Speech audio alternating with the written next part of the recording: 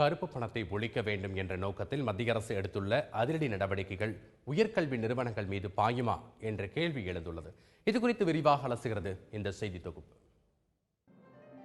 மருத்துவம், பொறியியல் உள்ளிட்ட தொழிற்கல்வி படிப்புகளை வழங்கக்கூடிய பல முன்னணி தனியார் நிகர்நிலை பல்கலைக்கழகங்கள் மற்றும் தனியார் கல்லூரிகளில் மாணவர் சேர்க்கையின் பொழுது நன்கொடையாக பல லட்சங்களும் கோடிகளும் வசூலிக்கப்படுகின்றன.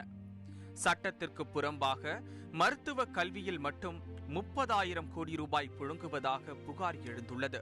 இந்தியாவில் எந்த தனியார் பொறியியல் மருத்துவக் கல்லூரியும் நிகர்நிலை மருத்துவ பல்கலைக்கழகங்களும் அல்லது பொறியியல் கல்லூரிகளும் மாணவர்களிடமிருந்து நேரடியாக எந்த விதமான நிதியையும் வசூல் செய்யக்கூடாது, நேரடியாக மாணவர் சேர்க்கை நடத்தக்கூடாது. இந்த முறையை கொண்டு வந்தால்தான் மருத்துவ கல்வி, பொறியியல் கல்வி உட்பட தொழிற்கல்லூரியில் இருக்கக்கூடிய கோடிக்கணக்கான ரூபாய் கருப்பு பண புழக்கத்தை தடுக்க முடியும். இத்தகைய கல்வி நிறுவனங்களுக்கு விதிக்கப்படும் அபராதமும் தண்டனையும் மிகவும் குறைவாக உள்ளது. தவறு செய்யும் தனியார் கல்வி நிறுவனங்களை அரசே ஏற்று நடத்தவும் நடவடிக்கை எடுக்க வேண்டும் என்ற கோரிக்கை எழுந்துள்ளது. மத்திய அரசை பொறுத்தமட்டில் இந்தியா முழுவதும் இருக்கக்கூடிய நிகர்நிலை மருத்துவ பல்கலைக்கழகங்கள், தனியார் மருத்துவர்களின் மேனேஜ்மெண்ட் கோட்டா உட்பட அனைத்து கல்வி நிறுவனங்களுக்கான கட்டணங்களை மத்திய அரசை நிர்ணயிக்க வேண்டும். கட்டணங்களை நிர்ணயிப்பது மட்டுமல்லாமல் அந்த கல்லூரிகளுக்கான மாணவர் சேர்க்கையும் ஒற்றைச்சாளர முறையில் நடத்த வேண்டும்.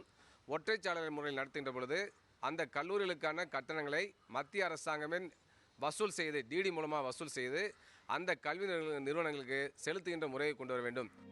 கல்வி வணிகமயமாக மாறிப்போனதுதான் கருப்பு பணம் புழங்குவதற்கு காரணம் என்று கூறும் கல்வியாளர்கள் அதனை தடுக்க வங்கிகள் மூலம் கட்டணம் செலுத்துகின்ற முறை வர வேண்டும் என்று வலியுறுத்துகின்றனர். எல்லா உயர்கல்வி பண பரிவர்த்தனைகள் வங்கி மூலம் நடைபெறுவதற்கான முயற்சியினை நடுவண் அரசு ஏற்க வேண்டும் என்று, நடுவண் அரசு ஏற்படுத்த வேண்டும் என்று பெற்றோர்கள் என்ற முறையிலே கூறிக்கொள்கின்றோம்.